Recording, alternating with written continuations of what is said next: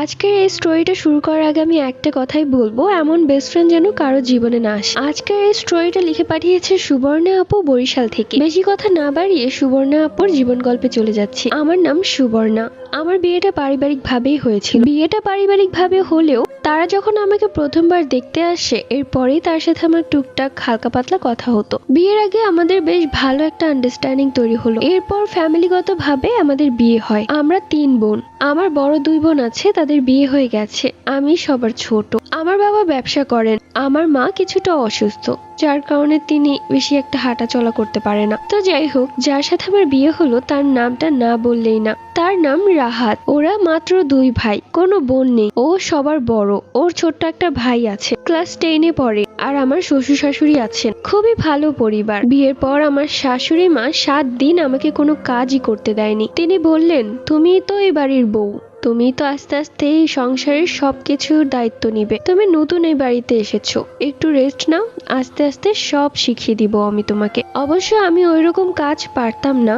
আমি ছোট ছিলাম বলে আমার মাও আমাকে দিয়ে ওইরকম একটা কাজ করাতেন না। বড় আপুরাই সংসারের কাজ করতেন। আমার সংসারটা ছিল একদম সুখের নদীর মতো, যে নদীতে কোনো ঢেউ নেই। শ্বশুর শাশুড়ি একমাত্র দেবর আমাকে অনেক ভালোবাসতেন। আর আমার স্বামী আমাকে চোখে হারাতেন, খুব আদর করতেন আমাকে। স্বামীর সাথে ঘুরতে যাওয়া, এমনকি রাত্রিবেলা আমার স্বামী মাথায় তেল পর্যন্ত দিয়ে দিতেন। আমার এত আদর যত্ন করতেন। আমি শুধু আল্লাহর দরবারে শুকরিয়া জানাতাম, আল্লাহ যে আমার কপালে এত সুন্দর একটা সংসার লিখে রেখেছিলেন। তাই এখন আসি আমার বেস্ট ফ্রেন্ডের কথায়। ওর নামটা না বললেই না, ওর জন্যই তো আমার জীবনটা জাহান্নাম হয়ে গেছে। ওর নাম প্রিয়া। আমাদের বেস্ট ফ্রেন্ডশিপ ছিল 10 বছরের। একদম ছোট থেকে ওর সাথে আমার ফ্রেন্ডশিপ। ও আমার বাড়ির পাশের বাড়িতেই থাকতো। একটা কারণে ও আমার বিয়েতে আসতে পারেনি। ওর দাদি মারা গিয়েছিল, যার কারণে ওকে গ্রামে যেতে হয়েছে। আর সেই দিনই ছিল আমার বিয়ে। বিয়ের দিন আমি ওকে খুব মিস করেছিলাম। তো যাই হোক, ওর সাথে আমার প্রত্যেক দিন কথা হতো। আমার বাবার বাড়ি থেকে শ্বশুর বাড়ি অনেকটাই দূরে, যেতে যেতে প্রায় 2 ঘন্টার মতো লাগে। বিয়ের পর প্রিয়া আমার শ্বশুর বাড়িতে কখনো আসেনি। আমি ওকে ফোন করে আমার শ্বশুর বাড়িতে ডাকতাম, বলতাম কিছুদিন থেকে যা, আমি যে কত সুখে আছি তুই একটু দেখে যা। কিন্তু ও সবসময় বলতো, আরে আসবো তো, এত প্যারা কিসের, যখন সময় হবে তখন আসবো। তো যাই হোক, একদিন হঠাৎ করে ও ফোন করে বলছে যে ওর বিয়ের ডেট পড়ে গেছে। আমি তো অবাক, কার সাথে? ও তখন বলল ও যাকে পছন্দ করে তার সাথে বিয়ের ডেট পড়েছে, মানে ওর মামাতো ভাই। আসলে ছোট থেকে ও একটা কথাই বলতো, ওর মামাতো ভাইকে ওর খুব ভালো লাগে। এরপর আস্তে আস্তে রিলেশন কখন হলো তা আমাকে আর বলেনি। এখন সোজা বলছে বিয়ে ঠিক হয়ে গেছে, তাও আবার তার সাথে যাকে সে পছন্দ করে। খবরটা পেয়ে আমি বেশ খুশি হলাম। আমি তখন ওকে বললাম, চিন্তা করিস না, তোর বিয়ে আমি মিস করব না। যেভাবেই হোক তোর দুলাভাইকে নিয়ে চলে আসবো। যেহেতু গ্রামের বিয়ে, তাই গ্রামের বিয়েতে অনেক মজা হতো। গায়ে হলুদের দিন সকালবেলা কাদা মাখামাখি হতো। আমি বিয়ের আগের দিনই চলে গিয়েছিলাম। রাহাত যেতে পারেনি, কারণ ওর অফিসের অনেক কাজ ছিল। তো আমাকে বলেছে গায়ে হলুদের দিন সকালবেলা চলে আসবে। তো আমিও চলে যাই। আমার 2 বোনও চলে এসেছিল। আমার 2 বোনও ওকে অনেক ভালোবাসতো। প্রচন্ড মজা হচ্ছিল পুরো বিয়ে বাড়িতে। প্রিয়া আমাকে বারবার বলছিল দুলাভাই কেন আসছে না। বলতে বলতে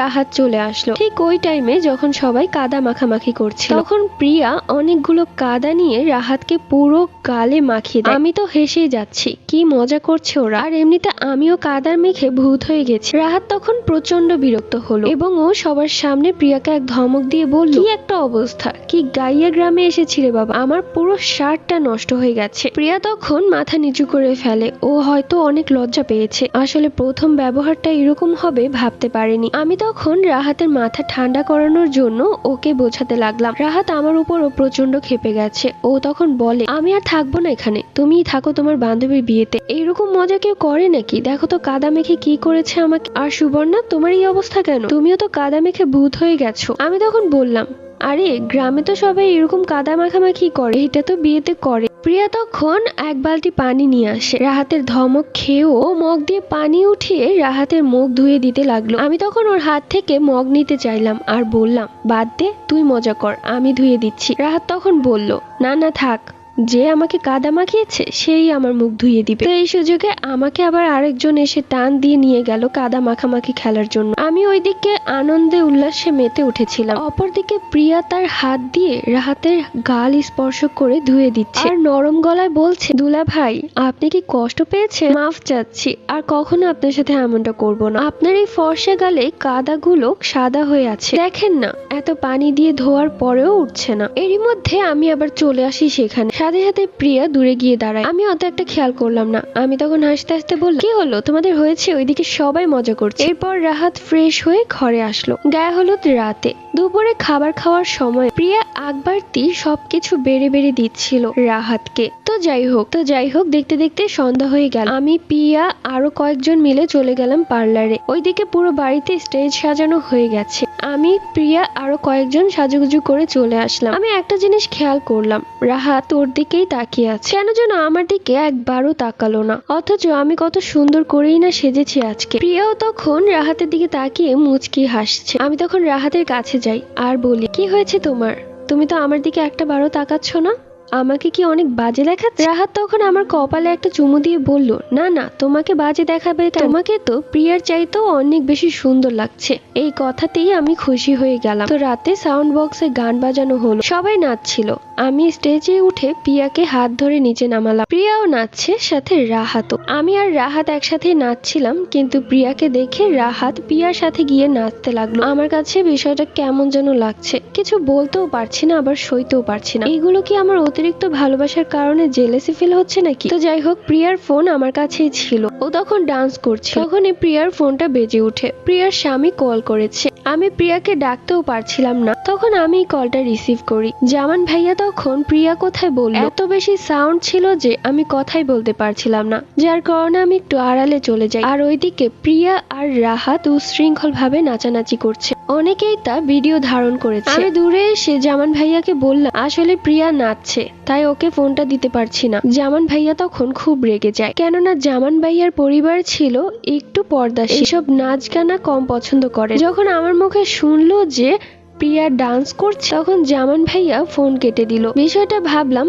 গোলমিল হয়ে গেছে, তাই আমি দৌড়ে গেলাম প্রিয়ার কাছে। ওর কাছে ফোনটা দিতেই হবে আর সবকিছু খুলে বলতে হবে। ওর কাছে দৌড়ে গিয়ে দেখলাম রাহাত প্রিয়ার কোমরে হাত দিয়ে ডান্স করছে। এই দৃশ্য দেখে আমি রাহাতকে একটা ধাক্কা দিই, সাথে সাথে রাহাত কিছুটা দূরে চলে যায়। এত মানুষের মাঝে আমি কিছু বলতেও পারছি না। আমি তখন প্রিয়ার হাত ধরে টেনে অনেকটা দূরে নিয়ে আসি আর ওকে সবকিছু খুলে বলি। ও সবটা শুনে আমার উপর প্রচন্ড রেগে যায় আর বলে, আচ্ছা সুবর্ণা, তুই কি আমার বিয়েটা ভাঙতে চাস? তুই জামানকে কেন বললি যে আমি নাচছি? আমি তখন বললাম, আমি কি বলবো, যা সত্যি তাই তো বলেছি। জামান ভাইয়া তোকে বারবার চাচ্ছিল, তুই অন্য কিছু একটা বানিয়ে বলে দিতে পারতি না? তুই জানিস ভালো করে ও এসব নাচ গানা একদমই পছন্দ করে না। এরপর প্রিয়া আমার সামনেই জামান ভাইয়াকে ফোন করে। জামান ভাইয়া তখন ফোন কেটে দেয়, আবারও ফোন করে, এরপর রিসিভ করার পর জামান ভাইয়া এক গাল বকে ওকে। প্রিয়া তখন কাঁদতে শুরু করে আর আমাকে বলে, দেখ তোর জন্য আমাকে কিভাবে বকছে, সবকিছুর জন্য তুই দায়ী। আমি তখন বললাম, আমি আবার কি করেছি? প্রিয়া তখন কাঁদতে কাঁদতে বুঝতে পেরেছি এই ছেলের সাথে আমি সংসার করতে পারবো না, এখনো বিয়ে হয়নি, এইভাবেই আমাকে বকছে। বিয়ের পর তো মনে হচ্ছে আমার গায়ে হাত তুলবে। না না, এখনই এই বিয়ে ভাঙতে হবে। এইসব কি কথা বলছিস প্রিয়া? কালকে তোর বিয়ে, সবাইকে দাওয়াত দেওয়া হয়ে গেছে, তা এখন তুই এই কথা বলছিস কেন? আর জামান ভাইয়া তো একটা বারও বলেনি যে বিয়ে ভেঙে দিয়েছে, তাহলে তুই একবারটি কেন এসব কথা বলছিস? সুবর্ণা, তুই চুপ থাক, তুই আর একটা কথাও বলবি না, তোর জন্য এসব কিছু হয়েছে। না না, আমি এই ছেলেকে আর বিয়ে করব না। এই ছেলে আমাকে বিয়ের পর গায়ে হাত তুলবে। দেখ প্রিয়া, পাগলামি করিস না, তুই জামান ভাইয়াকে ফোন করে বোঝা। তুই চুপ কর, কিসের বুঝাবুঝি? আমার গায়ে হলুদ, আমি নাচবো না? এই জন্য ওই আমাকে বকবে কেন? ওর এত বড় সাহস কে দিয়েছে? আমি এরকম ছেলেকে মোটেও বিয়ে করব না। আমি এমন কোন ছেলেকে বিয়ে করব যে ছেলে আমার ইশারায় নাচবে। এরপর প্রিয়া দৌড়ে গেল ওর মা বাবার কাছে এবং কাঁদতে কাঁদতে বলল, জামান ভাইয়া ওকে খারাপ ভাষায় গালাগালি করে বিয়ে ভেঙে দিয়েছে। আমি তখন কিছুই বলতে পারছিলাম না, শুধু থ হয়ে ওর কথা শুনছি। ও এসব কি বলছে? ওর নিজের বিয়ে নিজে ভেঙে দিচ্ছে। রাহাত তখন উঠে গিয়ে ওর সাথে সাথে তাল মিলিয়ে বলল, ঠিকই বলেছ, কাল বিয়ে, আজকেই এমন ব্যবহার? এই ছেলে তো বিয়ের পর গায়ে হাত তুলবে। না না, এগুলো মানা যায় না, তুমি এ বিয়ে করো না। প্রিয়ার আব্বা তখন বললেন, আরে রাহাত বাবা, তুমি এসব কি কথা বলছো? এখন যদি বিয়ে ভেঙে দেই তাহলে সবাই আমাদের থুথু দিবে, কি লজ্জার কথা। রাহাত তখন বলল, আরে আঙ্কেল, আপনি একদম চিন্তা করবেন না। প্রিয়া কি দেখতে শুনতে খারাপ নাকি? ওর জন্য ভালো ভালো ছেলে এনে আমি হাজির করব। আপনি এক কাজ করুন, এই বিয়েটা ভেঙে দিন। এরকম একটা ছেলের সাথে বিয়ে দিলে প্রিয়াকে সারা জীবন কাটতে হবে। সাথে সাথে প্রিয়ার ফোনে জামান ভাইয়া কল করলো। প্রিয়া কল কেটে দিল। জামান ভাইয়া আবারও কল করলো। প্রিয়া আবারও কেটে দিল। এইবার জামান ভাইয়া প্রিয়ার আব্বার ফোনে ফোন করলো। প্রিয়ার আব্বার তখন মাথা প্রচন্ড গরম। প্রিয়ার আব্বা তখন জামানকে ইচ্ছে মতো বকে দিল আর বলল, তোর মতো ফালতু ছেলের কাছে আমি আমার মেয়ের বিয়ে দিব না। তোর এত বড় সাহস, তুই আমার মেয়েকে খারাপ ভাষায় গালি দিয়েছিস আর বিয়ে ভেঙে দিয়েছিস। এই বিয়ে আমিই ভেঙে দিচ্ছি, তোর ভাঙতে হবে না। এরপর ফোন কেটে দেয়। ফোন কেটে দেওয়ার পর জামান ভাইয়া কয়েকবার কল করে, সবার ফোনে কল করছিল কিন্তু কেউ ধরেনি, কাউকে ধরতেই দিচ্ছিল না প্রিয়া। ও এত জোরে জোরে চিৎকার করছিল যে সবাই জামান ভাইয়ার কল ধরতে ভয় পাচ্ছিল। তো যাই হোক, প্রিয়া যেটা চাচ্ছিল সেটাই হলো, বিয়েটা ভেঙে গেল। বিয়েতে পরার জন্য শখ করে আনা লেহেঙ্গাটাও পরতে পারলাম না। আমি তখন রাহাতকে বললাম, বিয়ে যেহেতু ভেঙে গেছে তাহলে এখানে থেকে আর কি হবে, চলো আমরা বাসায় চলে যাই। রাহাত তখন এক ধমক দিয়ে আমাকে বলল, সুবর্ণা তুমি প্রিয়ার কেমন বেস্ট ফ্রেন্ড যে নিজের বেস্ট ফ্রেন্ডকে এমন একটা অবস্থায় রেখে চলে যেতে চাচ্ছ? প্রিয়ার বাবা তখন বলল, ঠিক বলেছো বাবা, আজ রাতে তোমরা এখানেই থেকে যাও। প্রিয়ার মনটা এমনিতেও ভালো না, সুবর্ণ ওর পাশে থাকলে ও একটু সাহস পাবে। কিন্তু কেন যেন আমার সেখানে এক মুহূর্ত থাকতে ইচ্ছে করছিল না। ইচ্ছে করছিল এখান থেকে চলে যাই, শ্বশুর বাড়িতে চলে যাই, আমার নিজের ঘরে, সেখানেই শান্তি। কিন্তু রাহাত ও যেতে চাচ্ছে না, অথচ বিয়েতে আসতেই চায়নি, জোর করে নিয়ে এসেছি, আর এখন সে যেতেই যাচ্ছে না। তো যাই হোক, আমাদেরকে রুম দেওয়া হলো। সেই রুমে আমি আর রাহাত ঘুমালাম। রাতে আমার কোনোভাবেই ঘুম আসছে না, মাথায় এত টেনশন। প্রিয়ার বিয়েটা হুট করে ভেঙে গেল, ওর চাইতে আমার নিজেরই লজ্জা করছে। না জানি ওর কি অবস্থা, হয়তো ভাই সবকিছু রাগের মাথায় করেছে, কিন্তু পরে আফসোস করবে। আমি যতটুকু জানি জামান ভাইয়া ওরকম না, তিনি যথেষ্ট ভালো একজন মানুষ, 5 ওয়াক্ত নামাজ পড়ে। সে কি কখনো পারবে তার স্ত্রীর গায়ে হাত তুলতে? এমনিতে একটু রাগী, ডান্স করাটা একটুও পছন্দ করে, কিন্তু প্রিয়ারও তো উচিত ছিল তার পছন্দ অপছন্দ মেনে নেওয়া। এগুলো কথা বলছিলাম রাহাতকে। রাহাত তখন এক ধমক দিয়ে বলল, চুপ করো তুমি, তুমি এসব কি কথা বলছো? তোমার যখন এতই জামানের জন্য মায়া হচ্ছে তাহলে তুমি নিজে গিয়ে বিয়ে করছো না কেন? রাহাতের মুখে এই কথা শুনে আমি রীতিমতো অবাক চোখে ওর দিকে তাকিয়ে আছি। ও কি কথাটা বললো? আমি তখন বল, রাহাত ছি, তুমি এভাবে কথা বলতে পারলে কি করে? তুমি তো কখনো আমার সাথে এইভাবে কথা বলনি, তাও এত নোংরা ভাবে। তোমার কাছে কি আমাকে ওইসব মেয়েদের মতো লাগে যে নিজের স্বামী থাকা সত্ত্বেও অন্য লোককে পছন্দ করবে? আমি তোমাকেই ভালোবাসি রাহাত, আর মরণ পর্যন্ত তোমাকেই ভালোবাসবো। তুমি এত নোংরা কথা কি করে বললে আমাকে? ওহ সুবর্ণা, আমার মাথা ধরে আছে, আর বেশি ঘ্যান ঘ্যান করো না, ঘুমিয়ে পড়ো, সকালে বাড়ি চলে যাব। এখানে আমারও থাকতে ভালো লাগছে না। আমার চোখ দিয়ে পানি পড়ছে। এরকম ব্যবহার এর আগে কখনোই করেনি ও আমার সাথে। একটু পরেই গেটে নক করলো। রাহাত গিয়ে দরজা খুললো। দরজা খুলেই দেখলো প্রিয়া দাঁড়িয়ে আছে। এরপর ঘরের ভেতর ঢুকে গেল। প্রিয়াকে দেখে আমার রাগ হচ্ছে প্রচন্ড। প্রিয়াকে দেখে আমি তাড়াতাড়ি চোখের পানি মুছলাম। রাহাত যেন আমার চোখের পানি দেখেও দেখলো না, ওর তাতে কিছু যায় আসে না। প্রিয়া তখন আমার কাছে এসে বসলো। ভাল লাগছে না রে, কোনোভাবেই শান্তি পাচ্ছি না, তাই ভাবলাম তোদের সাথে এসে একটু গল্প করি। এরপর হাসতে লাগলো রাহাতের সাথে। আমি বুঝতে পারছি না, একটা মেয়ে যার মাত্র বিয়ে ভেঙে গেছে কি করে এত হাসি খুশি থাকতে পারছে। আমি ওর জায়গায় থাকলে তো মরেই যেতাম। তো যাই হোক, ও অনেকক্ষণ গল্প করলো আমাদের সাথে, এরপর চলে গেল। প্রিয়া চলে যাওয়ার পর রাহাত ওই পিঠ হয়ে ঘুমিয়ে পড়লো। একটা বারও আমার দিকে ফিরেও তাকালো না। সকালবেলা আমি পুরো ব্যাগ গুছাচ্ছি, কেননা এখনই আমরা চলে যাচ্ছি তাই। রাহাত তখন বলল, প্রিয়া ড্রাইভারকে বলে দিচ্ছি, সে এসে তোমাকে নিয়ে যাবে। আমি অবাক হয়ে তখন বললাম, কেন, তুমি কোথায় যাচ্ছ? আমি কোথাও যাচ্ছি না, আমি এখানেই থাকবো। মানে এখানে থাকবে? আমি একা একা চলে যাব? এগুলো কি বলছো? যা বলছি সত্যি বলছি। তোমাকে বলেছিলাম তো এই গ্রামে আমি একটা জমি কিনবো। একটা লোক আমাকে কল করেছিল, সে বলল একটা ভালো জমি আছে, সেই জমিটা দেখে বায়না করে যাব একবারে। ঠিক আছে, আমিও তাহলে থাকি। সে কি বলো, তোমার না এখানে থাকতে একটুও ভালো লাগছে না? আর এমনি তো মা একা একা কাজ করছে, তুমি বাসা চলে যাও, মাকে একটু হাতে হাতে সাহায্য করো। আরে বাবা, অবাক হয়ে তাকিয়ে আছো কেন? চিন্তা নেই, আমি তোমার বান্ধবীর বাসায় থাকবো না, এখানে এক পরিচিত বাসায় থাকবো। তখনই প্রিয়ার বাবা এসে বললে, ছি ছি বাবা, এগুলো কি বলছো? তুমি আমাদের আত্মীয়, তুমি যদি আমাদের বাড়ি থাকতে অন্য কোথাও গিয়ে উঠো তাহলে সেটা কেমন দেখায়? আমাদের জন্য তো লজ্জাজনক। এমনিতে জায়গা নিয়ে যতদিন দেখার তুমি এই রুমটাতেই থাকো, এই রুমটা এমনিই পড়ে আছে, তুমি থাকলে ওরকম একটা সমস্যা হবে না। রাহাত তখন হেসে বলল, সত্যি বলছেন, সমস্যা হবে না তো? প্রিয়া তখন বলল, আরে দুলাভাই কি বলছেন এসব? কিসের সমস্যা হবে? আপনি হচ্ছেন আমার বেস্ট ফ্রেন্ডের স্বামী, মানে আমাদের অতি আপনজন, তাই আপনি এই রুমে থাকলে আমাদের আবার কি সমস্যা? আমাদের জন্য তো ভালোই হয়, বরং একটা কথা বলার মানুষ পেয়ে যাব। আমার রাগে তখন শরীর ফেটে যাচ্ছে। আমি তখন বললাম, থাক, তোমার আর কষ্ট করে ফোন করে ড্রাইভারকে এখানে আনতে হবে না। এখান থেকে আমি আমার বাপের বাড়িতে চলে যাচ্ছি, সেখানেই থাকবো। রাহাত, প্রিয়া, ওর বাবা মা কেউ আমাকে আটকালো না। আমি আমার ব্যাগ নিয়ে সোজা বাপের বাড়িতে চলে আসলাম। আসার সময় শুনতে পেলাম প্রিয়ার মা হেসে হেসে বলছে, আরে রাহাত বাবা, আজকে তোমার জন্য ইলিশ মাছ রান্না করব। কেউ আমাকে একটা বার আটকালোও না। আমি তখন আমার বাপের বাড়িতে চলে এসেছি। এসে দেখলাম মা বাবা তৈরি হচ্ছে, তারা আমার মামার বাড়িতে যাবে। আমার মামার অবস্থা ভালো না, স্ট্রোক করেছে। মা তখন বলল, তুই এই সময়? আমি তখন মা বাবাকে সবকিছু খুলে বলতে পারলাম না। প্রিয়ার বিয়েতে এসেছিলাম, তাই ভাবলাম তোমাদের সাথে একটু দেখা করে যাই। তখন আমার মা বাবা আমাকে বলল, তা জামাই বাবাজি কোথায়? আমি তখন বললাম, ও তোর ব্যবসার কাজে চলে গেছে। এরপর বাবা মা আমাকে একটা গাড়িতে উঠিয়ে দিলেন। চলে আসলাম শ্বশুর বাড়িতে। ওইদিকে বাবা মা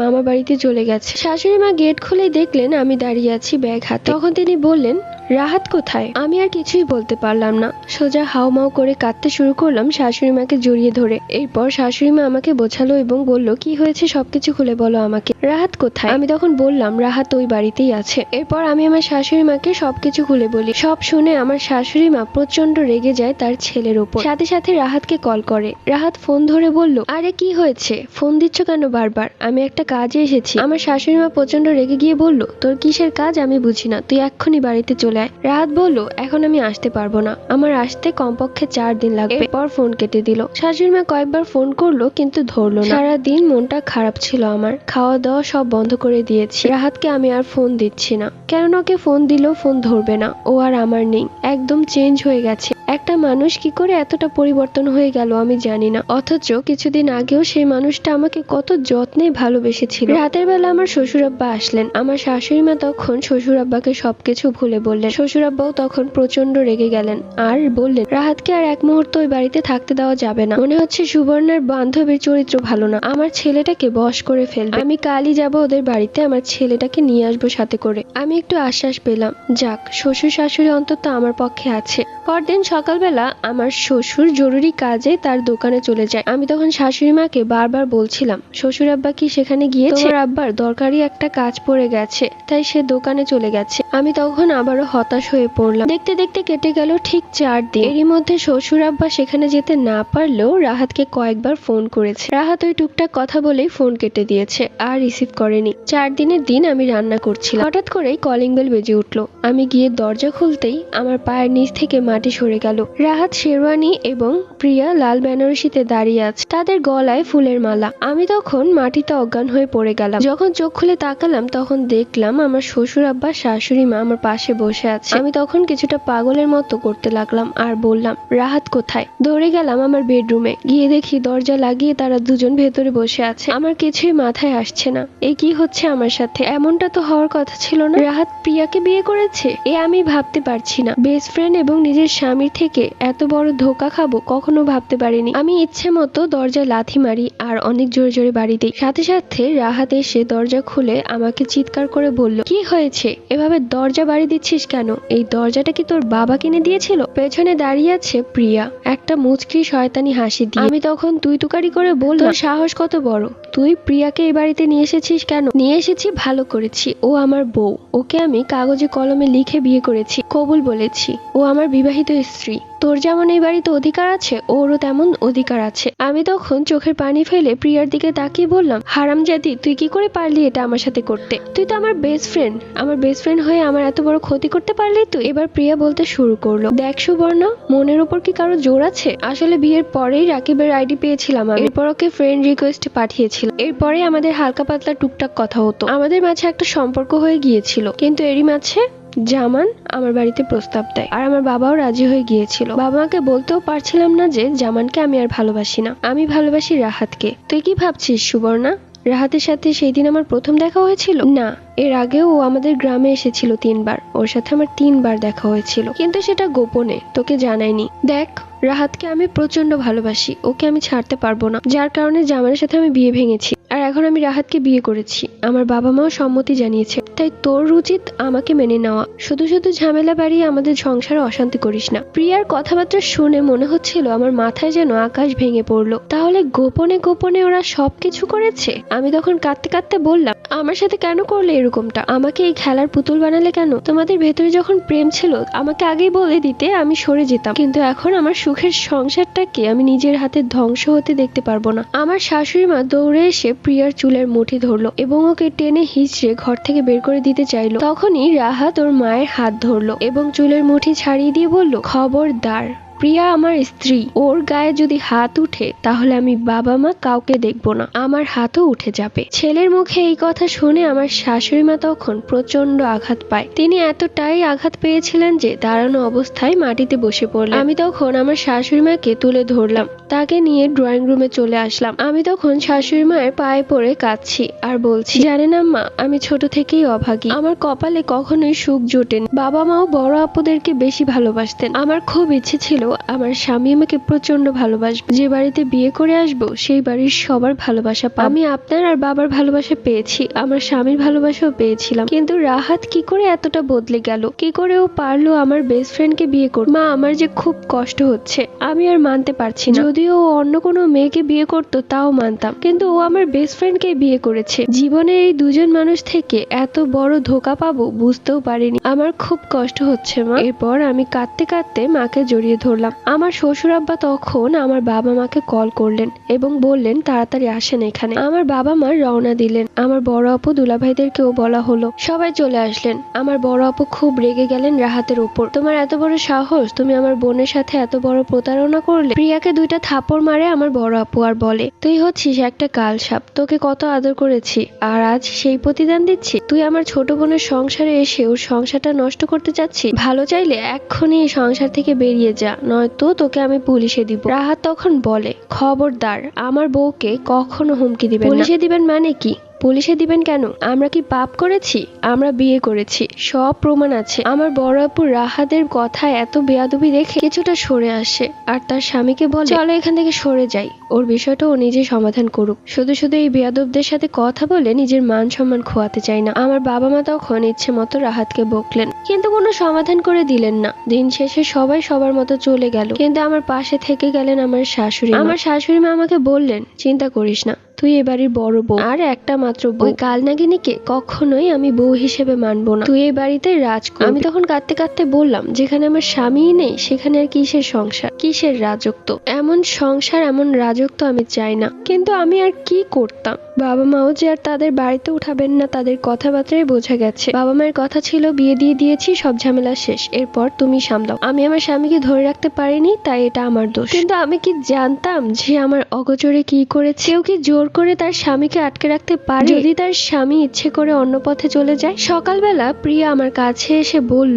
সুবর্ণা, তোর সাথে আমার কথা আছে। আমি তখন আমার শাশুড়ি মায়ের ঘরে ঘুমিয়েছিলাম। আমার শাশুড়ি মা উঠে ওয়াশরুমে গেছে। আমি তখন বললাম, খবরদার আমার সাথে কথা বলবি না, এখন এই ঘর থেকে বেরিয়ে যা। ও তখন আমার হাত ধরে টানতে টানতে বেডরুমে নিয়ে আসলো আর আমাকে বলল, আলমারির চাবিটা কোথায় রেখেছিস? আমি তখন বললাম, কেন, আলমারির চাবি দিয়ে তুই কি করবি? তখন ও বলল, কি করবো মানে? আমি এবাড়ির বউ, আলমারির চাবি আমার কাছে থাকবে। আর রাহাত বলেছে আলমারিতে প্রচুর গহনা আছে যেগুলো তোকে এ বাড়ি থেকে দেওয়া হয়েছে, কিন্তু এখন এই বাড়ির বউ আমি, তাই সেই গহনাগুলো ভাগ করা হবে। সহ্যের একটা সীমা থাকে। আমি আর সহ্য করতে পারলাম না, নিজেকে সামলাতে পারলাম না। ওকে ঠাস করে একটা থাপ্পড় মেরে বসি। থাপ্পড়ের শব্দটা এত জোরে ছিল যে রাহাত ঘুম থেকে উঠে বসে। প্রিয়া তখন গালে হাত দিয়ে আমার দিকে তাকিয়ে অবাক কণ্ঠে বলল, তোর এত বড় সাহস সুবর্ণা, তুই আমার গালে হাত দিয়েছিস? তোর এই হাতটা আমি ভেঙে ফেলবো। এই বলে ও আমার সাথে মারামারি শুরু করে দেয়। রাহাত তখন এসে আমাকে দুইটা থাপ্পড় মারে। ওকে কিছুই বলে না, ও আমাকে খামচি দিয়ে রক্ত বের করে দিয়ে। আমি তখন খুব কাঁদছি, কি করব জানি না। আমার যে কাঁদা ছাড়া আর কোনো উপায় নেই। এই কোন জাহান্নামের মধ্যে আছি আমি? আমার সুন্দর সংসারটা কি হয়ে গেল? কোন কালনাগিনী আমার ঘরে এসে পড়েছে? আমি তখন কাঁদতে কাঁদতে আমার শ্বশুর আব্বার কাছে যাই এবং তাকে বলি, শ্বশুর আব্বা, আপনি কাল আমাকে বলেছিলেন একটা সিদ্ধান্ত নিতে। আমি সিদ্ধান্ত নিয়েছি, আমি আপনার ছেলেকে তালাক দিয়ে দিব, ছেড়ে দিব ওকে, আর কখনো এই সংসারে আসবো না। আমার শ্বশুর তখন বোঝানোর চেষ্টা করলো, কিন্তু কোনোভাবে বোঝাতে পারলো না। আমি তখন রাহাতের কাছে যাই আর কাঁদতে কাঁদতে রাহাতকে বললাম, তুমি চিন্তা করো না, আমি তোমাদের মাঝে আর থাকবো না। তোমরা ভুল করেছো। তোমাদের এই সম্পর্কের কথা আগে যদি বলে দিতে তাহলে আমি অনেক আগে সরে যেতাম। আমি অযথা তোমাদের মাঝে দেয়াল হয়ে দাঁড়াতে চাই না। আমার নিজেরও ভালো লাগছে না, আমি আর নিতে পারছি না। একটা মানুষ কি করে এসব সহ্য করবে? প্রিয়া, তুই যদি আমার জায়গায় থাকতি, তুই কি সহ্য করতে পারতি? মেনে নিতে পারতি আমাকে? প্রিয়া তখন কিছুই বলে না। রাহাতও চুপ। আমি তখন রাহাতকে বললাম, তোমার সাথে আমি শেষ কিছু কথা বলবো, একা কথা বলতে চাই। রাহাত তখন প্রিয়াকে বোঝালো এবং ওকে বের করলো। দরজা বন্ধ করলাম। এরপর রাহাতকে বললাম, তার দিকে করুণ চোখে তাকিয়েছিলাম। চোখের পানিগুলো টপ টপ করে পড়ছিল, কিন্তু চোখের পলক পড়ছিল না। এক দৃষ্টিতে ওর চোখের দিকে তাকিয়ে কথাগুলো বললাম, আচ্ছা রাহাত, তোমার কি মনে পড়ে তুমি আমাকে কতটা ভালোবাসতে? আমাকে বাইরে ঘুরতে নিয়ে যেতে, আমার মাথায় তেল দিয়ে দিতে, সব সময় বলতে সুবর্ণা তোমাকে অনেক ভালোবাসি, তুমি আমার জান পাখি। তাহলে আজ তুমি কি করে পারলে আমাকে এত বড় ধোকা দিতে? তোমার কি একটা বারো রুহু কাঁপলো না? তুমি কি করে পারলে আমার বেস্ট ফ্রেন্ডকে বিয়ে করতে? এইটা যে আমার জন্য কত বড় অপমানের সেটা তোমাকে বলে বোঝাতে পারবো না। তুমি কেন করলে রাহাত আমার সাথে এমনটা? বিশ্বাস করো রাহাত, আমি তোমাকে অনেক ভালোবাসি। আমার জীবনের প্রথম পুরুষ তুমি। তোমাকে আমি এতটাই ভালোবাসি যে অন্য কোনো পুরুষের দিকেও তাকাই না। যদি ভুলেও তাকাই তোমার চেহারাটাই ভেসে ওঠে। দেখো রাহাত, আমি কোথায় যাব? বিয়ের পর মেয়েদের নিজের বাড়ি বলতে শ্বশুর বাড়িকেই বোঝায়। বাবা মাও আমাকে মেনে নিবে না। মেনে নেওয়ার হলে তারা তাদের সাথে আমাকে নিয়ে যেত, কিন্তু তারা বলেছে তোমাদের দুজনের সাথে মানিয়ে নিতে। আমি তো পারবো না তোমার ভাগ কাউকে দিতে, নিজের চোখের সামনে দেখতে, কারণ আমি তোমাকে বড্ড ভালোবাসি রাহাত। রাহাত তখন চোখের পানি আড়াল করলো। হয়তোবা আমার কথায় কষ্ট পেয়েছে, কিন্তু আগের মতো সেই ভালোবাসা নেই, বুঝে গেছি। আমি তখন বললাম, চিন্তা করো না, আমি নিজে থেকে তোমাদের মাঝে থেকে সরে যাব। আমার এই কথাগুলো বলা বৃথা। জানি তুমি আর আমার আগের রাহাত নও, তুমি এখন প্রিয়ার হয়ে গেছো। তুমি আমাকে তালাক দিয়ে দাও। আমি সবসময় দোয়া করবো যেন তুমি আর প্রিয়া সুখে থাকো, আর কখনো তোমাদের মাঝে আসবো না। কিন্তু আমার একটাই কষ্ট, আমি কি এমন অপরাধ করেছিলাম যে এত বড় শাস্তি পেতে হলো আমাকে? এরপর আমি চলে আসি। প্রিয়া তখন বলল, কি বলছিস আমার স্বামীকে? আমার বিষয় কান পড়া দিচ্ছি? না, কান পড়া দিতে যাব কেন? তোর স্বামী তোরই থাকবে, আমি শুধু সরে যাচ্ছি। ভালো করেছিস, এটাই তোর জন্য ভালো হবে সুবর্ণা। আমিও চাই না তুই আমাদের মাঝে থাক, কেননা রাহাত শুধুই আমার, ওকে আমি ভালোবাসি। আমি তখন প্রিয়ার হাত ধরে বললাম, ঠিক আছে, রাহাত তোরই, তুই রাহাতকে নিয়ে সুখে থাক, ওকে কখনো কষ্ট দিস না। সেটা তোর বলতে হবে না সুবর্ণা, আমি জানি। তুই এখন চলে যা। এরপর আমি আমার ব্যাগ গুছিয়ে চলে আসি। শ্বশুর আব্বা শাশুড়ি মা খুব কাঁদছিলেন, আমাকে আটকানোর চেষ্টা করলেন, কিন্তু আমি কোনোভাবেই মানলাম না। সেখানে থেকেই বা কি হবে যেখানে আমার কোনো মূল্য নেই? চলে আসলাম বাবার বাড়িতে। কোথাও যে যাওয়ার জায়গা নেই, তাই আমাকে দেখে বাবা মা অবাক। আমার মা চিৎকার করে বলছে, কি রে তুই এই বাড়িতে? তুই কি বোকা? নিজের সংসার ছেড়ে চলে এসেছিস, তাও ওইরকম একটা ফালতু মেয়ের জন্য? ওই ফালতু মেয়েটার জন্য তুই নিজের সংসার ছেড়ে চলে এসেছিস? একটা বারো ভাবিসনি মানুষজন তোকে কি বলবে? আমার মেয়ে যে এতটা বোকা আগে ভাবতে পারেনি। তুই যে এখন রাগ করে তোর সংসার থেকে বেরিয়ে আসলি, সেই মেয়েটাকে জিতিয়ে দিলি। একটা বার তো নিজের কথা ভাবলি না, আমাদের মান সম্মানের কথাও ভাবলি না। এখন কি করবি ভেবেছিস? ডিভোর্স দিবি যাতে মানুষ আরো থুথু দিতে পারে? আমি তখন মায়ের সাথে আর কোনো কথা না বলে বাবার কাছে গিয়ে বল, বাবা দেখো মা এগুলো কি বলছে, আমি কোথায় যাব বলো তো? সেই বাড়ি থেকে আমাকে বের করে দিয়েছে। বাবা তখন আমার থেকে মুখ ফিরিয়ে নিলেন। বাবারও একই কথা, আমি কেন আমার সংসার ছেড়ে চলে এসেছি, তাও আবার ওইরকম একটা মেয়ের জন্য। আমি নাকি নিজের হাতে নিজের সংসার খেয়ে ফেলেছি। উঠোনে দাঁড়িয়ে রইলেন, ভেতরে ঢুকতে দিলেন না আমাকে। আমি ব্যাগ হাতে রোদের ভেতর দাঁড়িয়ে আছি। আচ্ছা চিন্তা করো না, আমি এখানে একবারের জন্য আসিনি। আমার একটা ব্যবস্থা হলে আমি চলে যাব। এবার অন্তত আমাকে একটু ভেতরে ঢুকতে দাও। এরপর মা বাবা সরে দাঁড়ালেন। আমি ভেতরে ঢুকলাম ঠিকই, কিন্তু চোখের পানি ফেলতে ফেলতে নিজের রুমে গিয়ে বসলাম, ফ্যানটা ছাড়লাম, ঘরের চারপাশে তাকালাম। কি শান্তি! সব দিকে কাটানো শৈশবের সব মুহূর্ত লুকিয়ে আছে। সবচাইতে কষ্টের বিষয়, আমার বাবা মা আমার কষ্টটা বুঝলো না। ওখানে যে এক মুহূর্ত আমার স্বামী আমাকে সহ্য করতে পারছে না। যেখানে আমার স্বামী আমার পক্ষে নেই, সেখানে আমি আর কি বলবো? দরজা বন্ধ করে শুয়ে পড়লাম। কখন যে ঘুমিয়ে গিয়েছি জানি না। রাত ভর অনেক ভেবেছি, ভাবার পর একটা সিদ্ধান্ত নিয়েছি। আমি থানায় যাব রাহাতের বিষয়ে কমপ্লেন করতে। প্রথম স্ত্রী থাকা সত্ত্বেও সে দ্বিতীয় বিয়ে করতে পারে না, তাও আবার আমার অনুমতি ছাড়া। আমার সাথে ও আর আমার বেস্ট ফ্রেন্ড প্রতারণা করেছে, তাই ওদেরকে শাস্তি দিতেই হবে।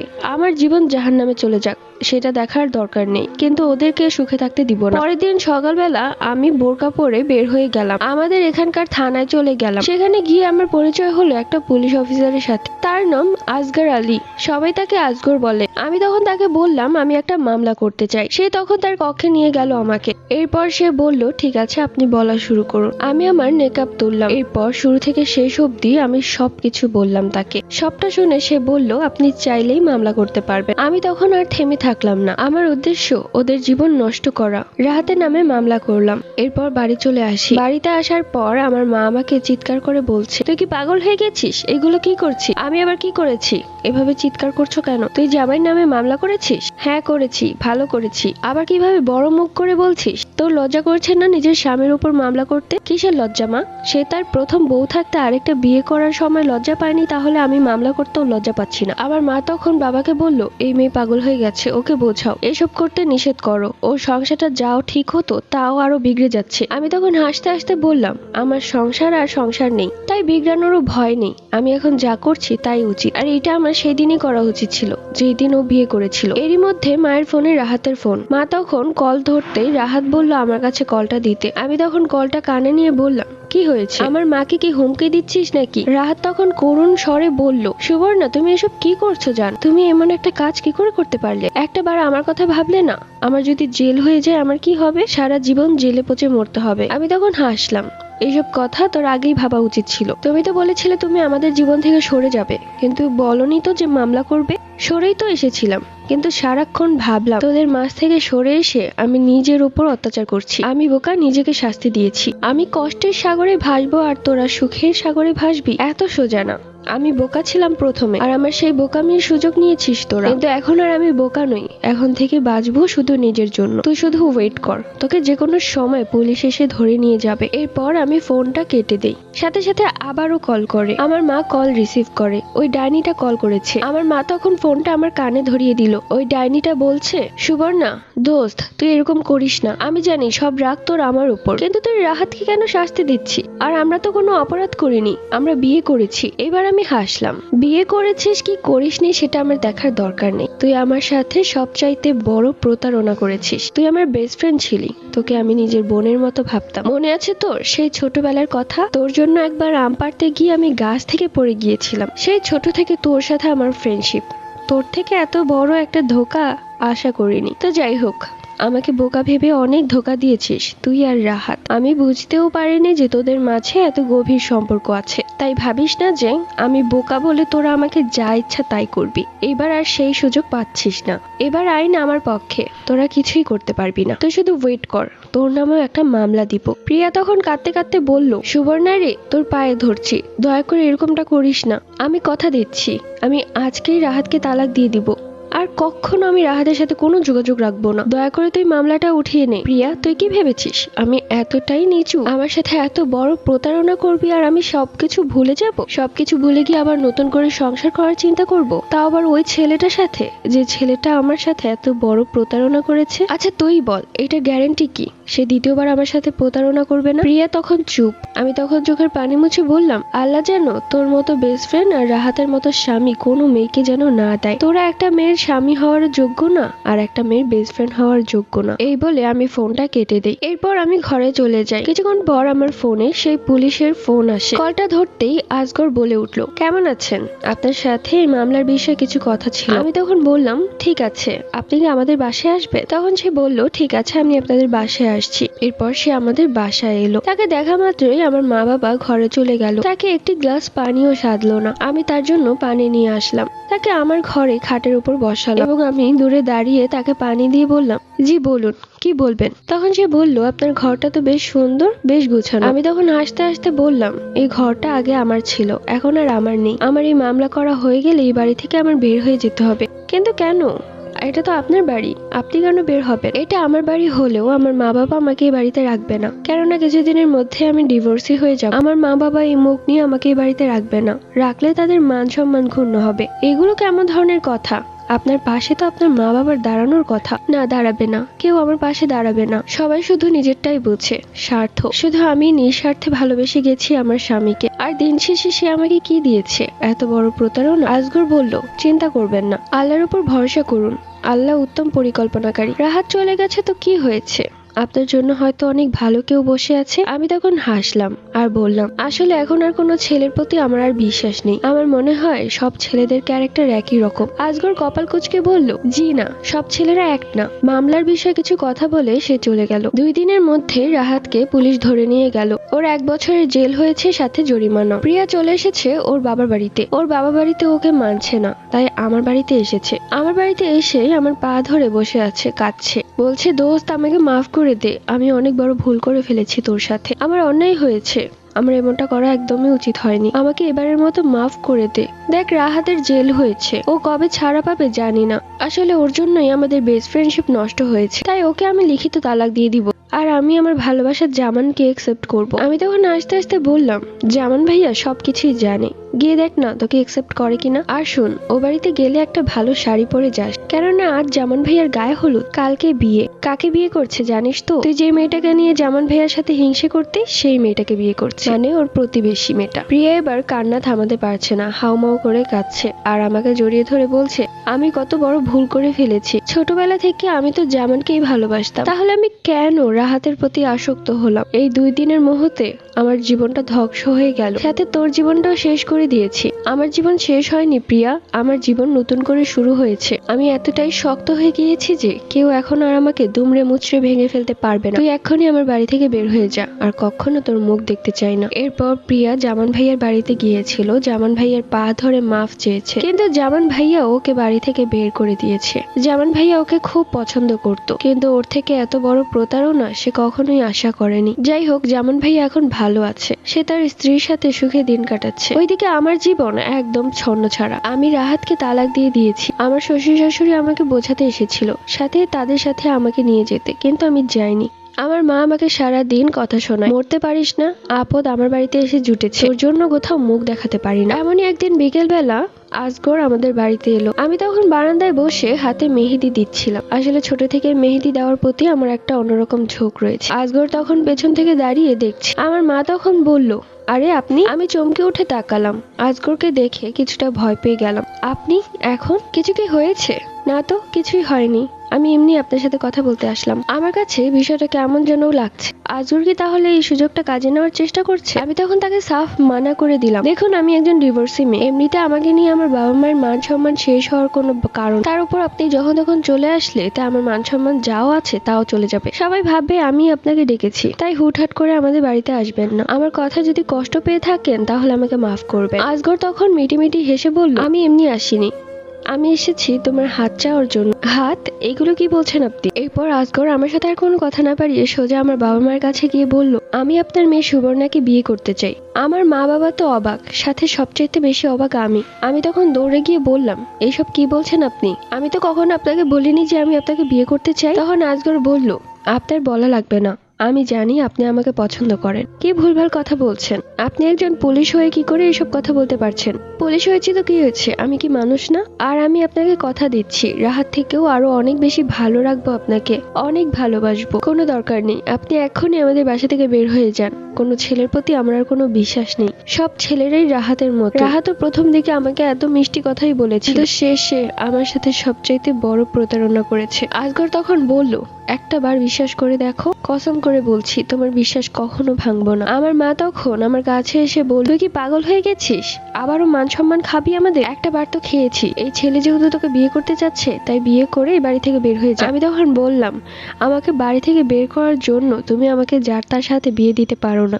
আজগরের এই কথাটা হয়তো খুব কষ্ট পেয়েছে, তাই সে আর কোনো কিছু না বলে বাড়ি থেকে বের হয়ে যায়। আজগর চলে যাওয়ার পর আমার মা আমাকে ইচ্ছে মতো বকে আর বলে, তুই একটা কালমুখী, কোন কপাল নিয়ে যে তোকে জন্ম দিয়েছিলাম। তোর বোনদের দেখ কি সুন্দর স্বামী নিয়ে সংসার করছে, ওদের জন্য গর্বের শেষ নেই আমার, অথচ তুই এত সুন্দর ভালো একটা সম্বন্ধ পায়ে ঠেলে দিচ্ছি। তোকে আর আমি এই বাড়িতে রাখবো না, এক্ষুনি এই বাড়ি থেকে বের হয়ে যায়। এরপর ঘর থেকে আমার ব্যাগ এনে উঠোনে ফেলে দিল। আমি তখন কেঁদে চোখ মুছলাম। ব্যাগ নিয়ে কাঁদতে কাঁদতে বাড়ি থেকে বের হয়ে দেখলাম আজগর দাঁড়িয়ে আছে। সে আমার হাত থেকে ব্যাগটা ছিনিয়ে নিল আর আমার সাথে হেঁটে হেঁটে যেতে যেতে বলল, সুবর্ণা, তোমার জন্যই অপেক্ষা করছিলাম, চলো তাহলে। আমি তার চোখের দিকে তাকালাম, তার চোখে পানি টলমল করছে। হয়তো আমার বলা সেই কথাটায় অনেক কষ্ট পেয়েছে তাই। আমি তাকে বললাম, আমি যে দ্বিতীয়বারের মতো আপনাকে বিশ্বাস করব সেটার গ্যারান্টি কোথায়? গ্যারান্টি লাগবে? আচ্ছা তুমিই বলো কি করতে হবে, আমি তাই করে দিচ্ছি। ঠিক আছে, তাহলে আজকে এক্ষুনি আমাকে বিয়ে করতে হবে। রাজগড় তখন খুশিতে গদগদা হয়ে বলল, ঠিক আছে চলো কাজী অফিসে। তুমি না বললেও এখনই তোমাকে বিয়ে করে ফেলতাম। আমার বউকে আমি এভাবে ছন্নছাড়া হয়ে থাকতে দিব না। কাজী অফিসে গিয়ে দেখলাম তার আরো কয়েকজন বন্ধু দাঁড়িয়ে আছে সাক্ষী দেওয়ার জন্য। এরপর কাজী অফিসে তাকে আমি বিয়ে করলাম। বিয়ের পর সে আমাকে তার বাড়িতে নিয়ে গেল। কি বিশাল বাড়ি! সে দরজা খুললো, আপনি একাই থাকেন এ বাসায়? আর কেউ থাকে না? আপনার মা বাবা কোথায়? তখন সে বলল, কয়েক বছর আগে আমার বাবা মায়ের অ্যাক্সিডেন্ট হয়ে মারা গিয়েছে, আর আমার কোনো ভাই বোন নেই, আমি একাই, তাই একাই দিন পার করছিলাম। তার সংসারে পা দিলাম আমি। রাতে তার দুজন বন্ধু এবং একজন বান্ধবী আসে বাড়িতে, তারা সবাই পুলিশ। তার তার বান্ধবী আমার সাথে পরিচয় হয়ে আমাকে নিয়ে পার্লারে গেল। ওইদিকে ওর দুই বন্ধু ওকে তৈরি করছে এবং বাসর ঘর সাজাচ্ছে। পার্লার থেকে তৈরি হয়ে বাড়িতে চলে আসলাম। দরজা খুলে আজগর আমাকে দেখে হতবাক হয়ে তাকিয়ে আছে আমার উপর, যেন তার চোখের পলক ফেলছে না। তখনই ওর বান্ধবী মিষ্টি বলে উঠলো, আরে আজগর, আজ সারা রাত তো তুই বউকেই দেখবি, এবার অন্তত আগে আমাদেরকে বিদায় করে নে। এরপর আমরা সবাই একসাথে খাওয়া দাওয়া করলাম এবং ওর বান্ধবী মিষ্টি যাওয়ার আগে বাসর ঘরে আমাকে সুন্দর করে বসিয়ে রেখে গেল। সবাই চলে যাওয়ার পর আজগর দরজা লাগিয়ে দিল এবং এক পা দুপা করে আমার কাছেই আসছে। আমার তখন ভয়ে বুকটা ধুকধুক করছিল। সে আমার জীবনে আসা দ্বিতীয় পুরুষ, কিন্তু কেমন জানি একটা অনুভূতি হচ্ছে তার জন্য। এরপর সে আমার কাছে এসে আমার ঘোমটা তুলে বলল, চাঁদ যেন আমার ঘরে চলে এসেছে। আমি মুচকি হাসলাম। সে তখন বলল, ইস, এই প্রথমবার তোমাকে হাসতে দেখলাম, হাসলে তোমাকে কতটা সুন্দর লাগে। এরপর যা হওয়ার তাই। পরদিন সকালবেলা গোসল করে আমি বারান্দায় দাঁড়িয়েছিলাম। দেখলাম আমার বেস্ট ফ্রেন্ড প্রিয়া পাগলের মতো এই দিকটাই আসছে। ওকে কিছুটা ছন্ন ছাড়ার মতো লাগছে, মানে কোনো বাড়ি ঘর নেই, রাস্তাঘাটে ঘুরে এরকম। আমি শুধু তাকিয়ে তাকিয়ে দেখলাম, কিছুই বললাম না। ও আমার দিকে খেয়াল করেনি, খেয়াল করলে হয়তো আমার এই বাসায় এসেও হাজির হতো আর আমার এই স্বামীকেও ছিনিয়ে নিত। কিন্তু আজগর তার রাহাতের মতো না, ও আমাকে কখনোই ছাড়বে না। এই ভাবতে ভাবতে পেছন থেকে আজগর এসে জড়িয়ে ধরলো। এরপর কেটে গেল কয়েকটা মাস। প্রচন্ড বমি, মাথা ঘুরে পড়ে যাও। আজগর আমাকে ডাক্তারের কাছে নিয়ে গেল। ডাক্তার জানালো আমি প্রেগনেন্ট। আজগর তো বেশ খুশি। বছর ঘুরতেই আমাদের কোল আলো করে একটা ছেলে সন্তান হয়। আজগর তো মহা খুশি। আমার ছেলেকেও আমার মতো একজন সৎ পুলিশ বানাবো। এরপর আমাদের সুখের দিন শুরু হলো। আমার ছেলের স্বামীকে নিয়ে আমি আর বাবা মার বাড়িতে যাইনি, তারাও আর কোনো খোঁজ খবর নেয়নি আমার। আমি আমার সিম সবকিছু ভেঙে ফেলেছিলাম। একদিন আমার বড় বোন কোথা থেকে যেন আমার নাম্বার পেয়ে আমাকে ফোন করেছে আর কাঁদতে কাঁদতে বলল, বাবা আর নেই। কথাটা শোনা মাত্রই আমার মাথায় যেন আকাশ ভেঙে পড়লো আর এক মুহূর্ত নিজের রাগ ধরে রাখতে পারলাম না। আজগরকে নিয়ে সোজা বাপের বাড়িতে চলে আসি। বাড়িতে পুরো লোকজন ভরা। আমার কোলে ছেলেটিকে দেখে আমার বড় বোন বলল, এটা তোর ছেলে? আজগর তখন আমার বড় বোনকে সালাম দিল। আমার মা খুব কাঁদছে, আমাকে জড়িয়ে ধরে কাঁদতে কাঁদতে বলল, মা রে, শেষ মুহূর্তে তোর বাবা খুব আফসোস করে গেছে, ওকে আমরা অনেক খুঁজেছি, পাইনি।